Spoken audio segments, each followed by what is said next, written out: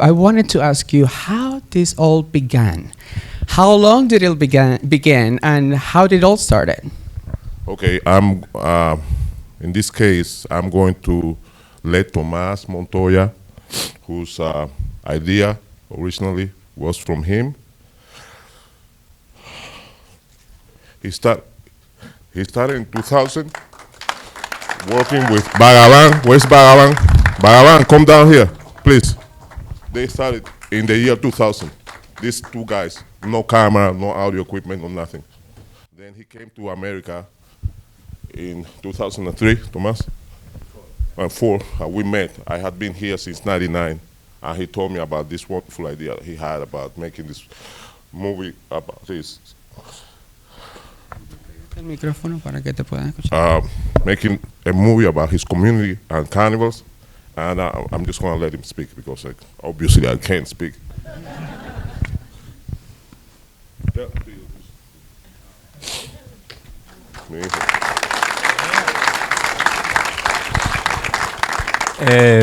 In 2002, Bhagavan and me and I, Bhagavan and I, how do you say this in English? Yeah, you did it right. All right. Okay, Bhagavan and I, we start filming the congas. The Invasion is the biggest congas parade in the Caribbean, actually. It's a huge parade, as you saw. And we got a few image, a few parades, and we had the idea to do something related with the carnival, and with this experience. Also, I interviewed Lázaro and the poet back there.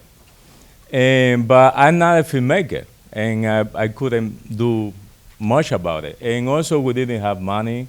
He's a filmmaker, but we didn't have money. We didn't have anything. When I got here in the U.S., William, who is a filmmaker, he's an amazing filmmaker, and he has a lot of ideas and energy and power to do things. And I told William, I showed William in my footage, and I asked him, please, can we do something about it? Can we make something about this? And we went to Cuba, and William, it was I think it was in 2008. 2006 we went. In 6. Oh, okay, 2006. Research and development. And William was until now the leader, the mind behind everything, and he achieved this film, and I appreciate that, and I'm so grateful for that he could do. How did you both join the movie? How did you both join the project? How do you both join the project? How do you guys get involved into this? Well, it was his idea, right? And William and I have been working together on other projects. He and I have worked together since 2005. So he came to me and asked me if I would help produce it. And honestly, I mean, I couldn't have done this without them, and they could have done this with someone else. And vice versa. Well, you could have. I'm humbled and honored that you guys trusted me to help you get this done. And I think it's easy for us to make decisions. Here in the U.S., the consequences aren't the same. I think you guys have to realize that there's a very real possibility that these two will be persona non grata in Cuba, that they can't go home to see their family. And that's a fucking major, pardon my French, that's a major decision to make, that he knows that he can't go back and see his dad. And he chose to do this. And he chose to do it with his dad's blessing. But that's something that we don't think about, that just speaking truth and showing the human spirit and showing the creativity of a community can lead to that. So it was an easy decision for me. Do you want to share how you got involved as well? Thank you. I'm so happy to be here. Well, I have to thank Tomas, because the very beginning he was thinking in my participation in this documentary. Even when was part of the research that he was taking in that moment about the congas. Invasion, I was involved in the invasion when I was younger because I participated in the invasion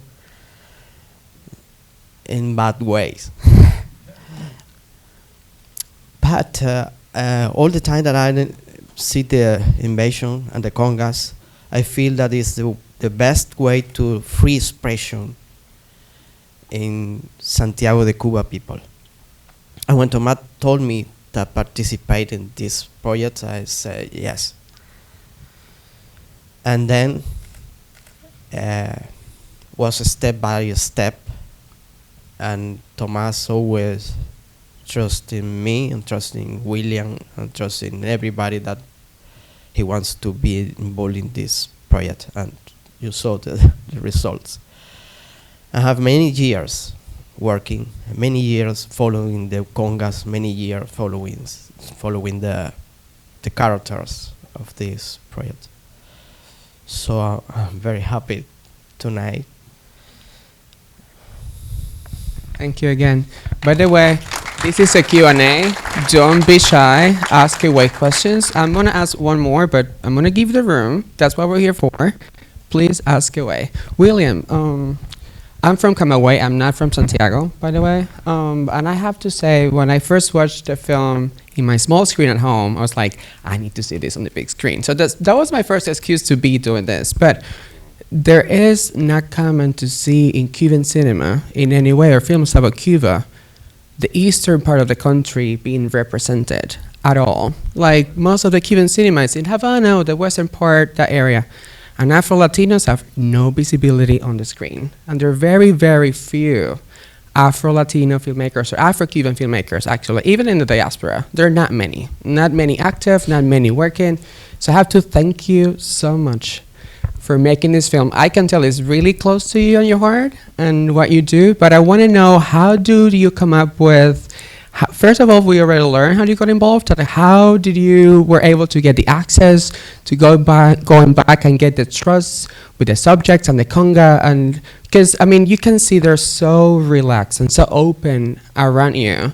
I mean, you're from Santiago, right? Are you? No, I'm from Havana. Oh, there you go. Interesting. Yeah. So they saw you as a peer, and you were one of them. So the access you had, and the crew, because at times you see like the camera guys walking around, and the amount of openness is unbelievable. So I want to hear some of that process and how it was, because for documentary filmmakers, that's tough, and sometimes that doesn't come across. So please share that. Yeah, first I have to say that we all live in New Orleans, except Bagaban. By the way, Bagaban and two more members of the crew are coming from Havana yesterday to be here. So I'm from Havana. Thank you. I'm from Havana, and obviously it's very fascinating, the difference, the marked difference that are between the east part of the Cuba, the island, and the western part. So I was fascinated by the footage that Tomás was showing me. But then, by living in New Orleans, we have something called second line parades, which is with brass. Yes, New Orleans, the house. Yeah. So I had the opportunity to actually practice and hone my skills filming parades when I was not in Cuba. And when I would go to Cuba, sometimes it was just myself and my brother, Alexi. He would be in Cuba. He came from Germany last night, or a couple of nights ago.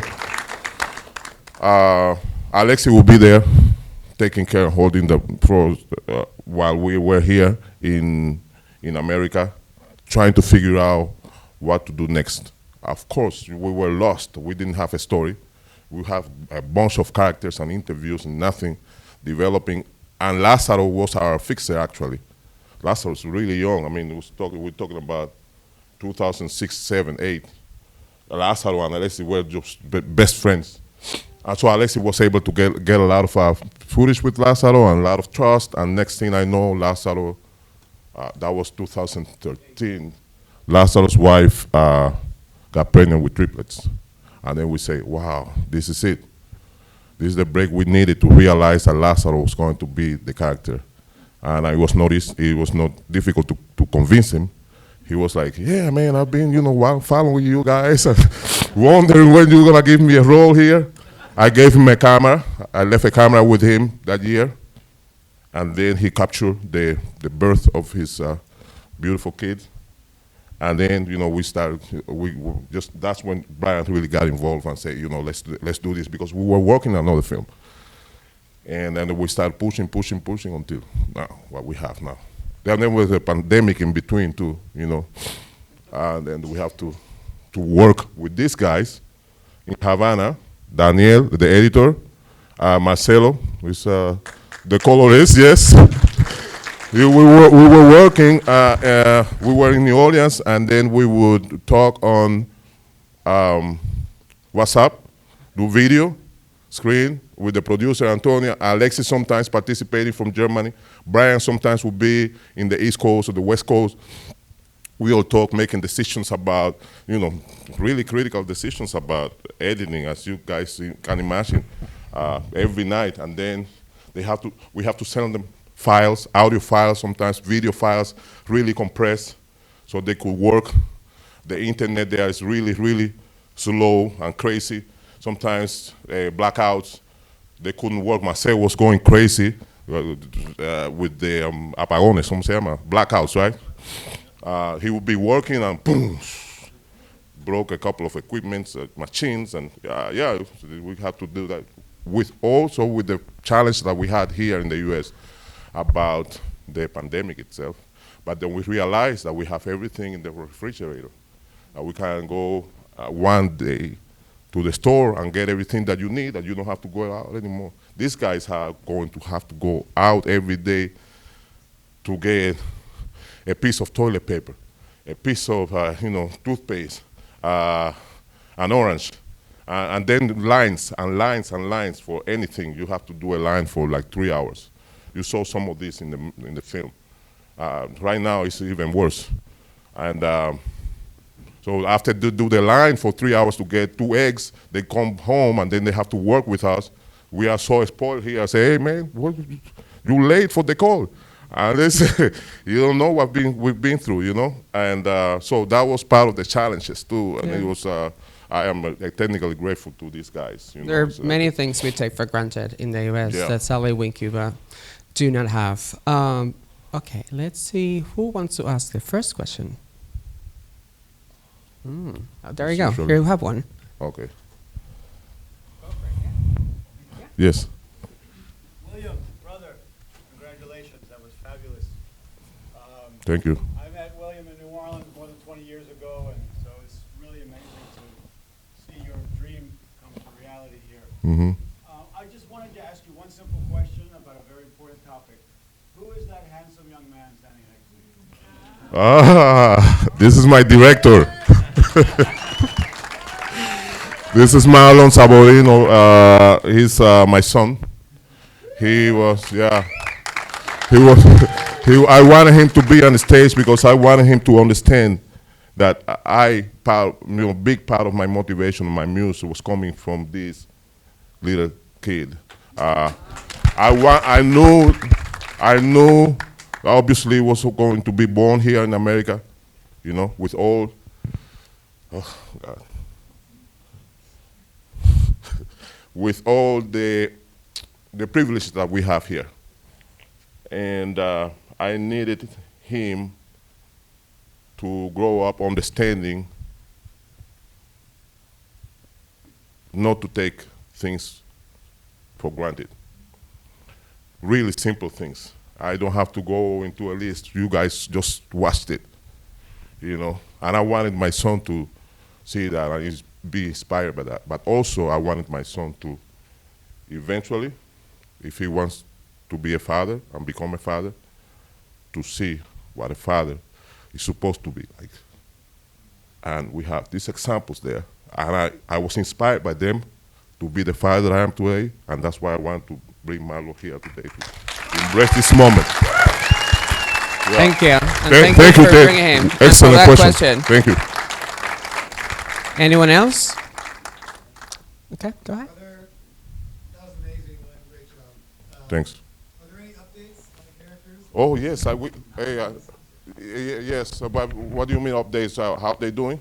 How they're doing? Yeah, yeah. Brian, you want to tell the story? What they doing right now? Yeah, we tried to get them here. We actually got visas from the U.S. to get them here, but Cuba wouldn't let them leave. So they're there, and we instead put them up in a hotel so they could at least celebrate tonight. They didn't get to see the film, but we gave them money for a fun night of booze and food, and they're all hanging out, having a good time together. And to be honest, one of the beautiful things, I mean, that I feel great about a lot of times with a film like this, a character feels misportrayed or something, and every character in here, the shark, Lázaro, the poet, Nico, are all, they have 100% support the film. They feel like they were portrayed accurately, and they're behind this project. They're happy that people get to see the life that they obviously enjoy to the fullest that they can, but they also can't get out of. So, they're trapped, and you see the consequences of those decisions. The poet has to decide freedom and more financial stability and no family, or be there for his daughter. And I mean, that's brutal, but that's their harsh reality. So hopefully they're having a great time tonight. I think we're going to try to catch up with them later. With them, for a little Yeah. while ago, I connected with them, and I was playing the movie. I mean, I was recording. They were watching. One bit of sad news, or unfortunate, is Lázaro and Elvis are no longer together, but as you can imagine, 3 years away with no visits back home, I mean, it's pretty impossible for any relationship to sustain that over time. So after 2 stints of that, it fractured. But they still co-parent very well, and they both are very involved in their 3 kids' lives. I wanted to ask you. Oh, sorry. Yeah. They're a little bit younger than Marlon, but not much. And obviously, this isn't the place to do it. But for anyone that's around later, we have great photos of them. They look like little Lazaros. They're ready to crush it. I wanted to ask you, while you were making the movie throughout the years and the times you were going back to Cuba, did you face any obstacles shooting in the island, or how was that process? Because it's at times not the easiest, if any time it's the easiest. Not being able Not to even charge making a battery. documentary, not only in Cuba, anywhere. But I want to hear about the project specifically. I'll hand it to him to say more, but not being able to charge batteries at times, not being able to, worried about getting arrested. I mean, the fact that we got out with that invasion footage is absolutely crazy. The fact that they were handing off, several of them, he got arrested. Tomas got arrested that day. He was handing off SD cards with footage on them, and they were like putting it in different people's pockets to get it past the police. I mean, that's crazy. And one thing that William left out earlier about getting close to these characters, he would sleep on the floor in Lázaro's house for weeks at a time, bonding with him to get that close. And one of the times when I was in Santiago, it was like 2 a.m. We're 3 bottles of rum deep, and he's got his camera in his hand. He's not even using it. And I'm like, dude, put the camera away. He's like, no, the camera's always with me, because the characters, when they see that the camera is a part of me, they just become more natural, and everything is more visceral and raw, and they don't know when it's on or not. And so the efforts that he put in and that the team put in to build this relationship, you can't overlook that or put a price on it. I mean, literally sleeping on that concrete floor for weeks at a time.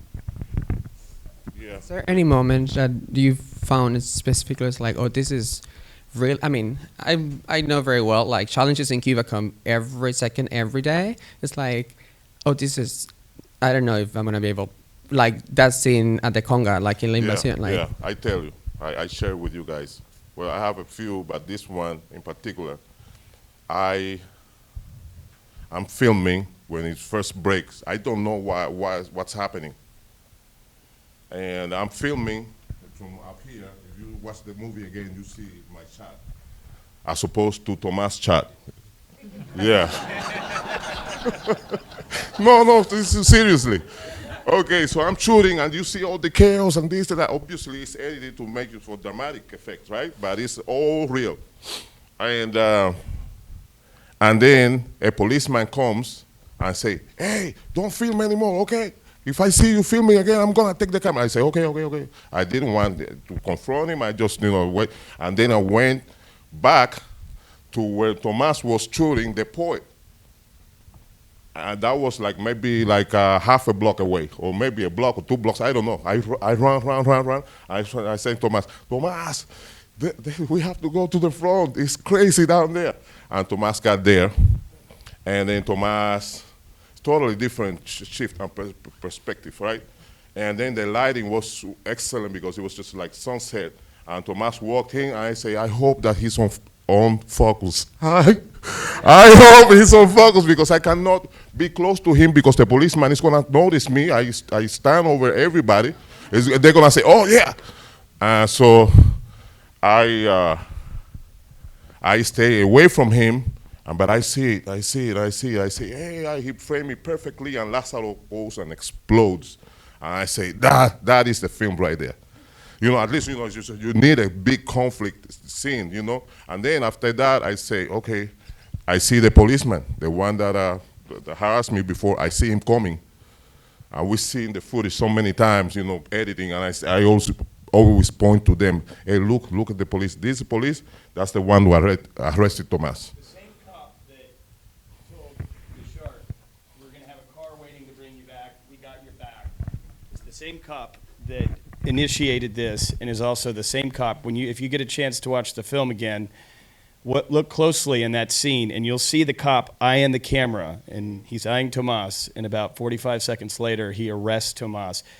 Fortunately, they hadn't seen cameras like this and had no clue what they were or how to do anything, so they didn't take the card, and then someone else got the card out and ran off with it, so they didn't get the footage. But you'll notice it's the same cop that's helpful to Tiburon as the one that's taking down Lázaro. If you want to see the film again on the big screen, it's playing on Monday at 2 p.m. So tell your friends. There are still tickets, by the way. But we're not done yet. I want to give you guys ask one more question. Oh, there you go, right here.